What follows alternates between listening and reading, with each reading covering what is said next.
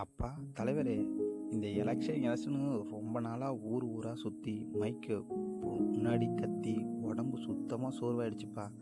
அதனால் ஒரு மாற்றத்துக்காக அப்படியே குடும்பத்தோட துபாய் போயிட்டு வரலான்னு இருக்கேன்.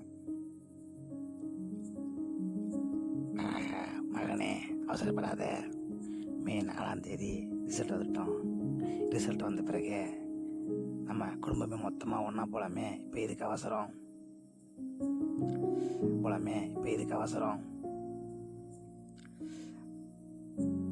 இல்லைப்பா, நடந்த எலெக்ஷன் நிலவரத்தை பார்த்தா நாம் மறுபடியும் ஆட்சி அமைப்போம்னு எனக்கு தோணலை. அதான் ஒரு வாரத்துக்கு முன்னாடியே கிளம்பிடலான்னு பார்க்குறேன். ஒருவேளை ரிசல்ட் நமக்கு சாதகமாக வந்துச்சுன்னா அடுத்த ஃப்ளைட்டை பிடிச்சி வந்துடுறேன். வேற நமக்கு பாதமாக வந்துச்சுன்னா அப்போ அங்கேயே இன்னும் ஒரு வாரம் எக்ஸ்ட்ரா தங்கிவிட்டு அப்புறம் பொறுமையாக வந்துடலான்னு இருக்கேன்.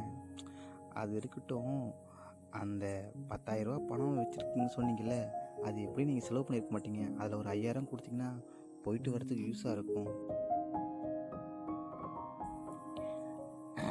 மகனே, அப்போ நம்ம திரும்ப ஆட்சிக்கு வர மாட்டோம்னு நீயே முடிவு பண்ணிட்டியா? மக்களை இனிமேல் நம்மளால் ஏமாற்ற முடியாதா? அவ்வளோதானா நம்ம கதை? அவ்வளோதானா, முடிஞ்சுதா?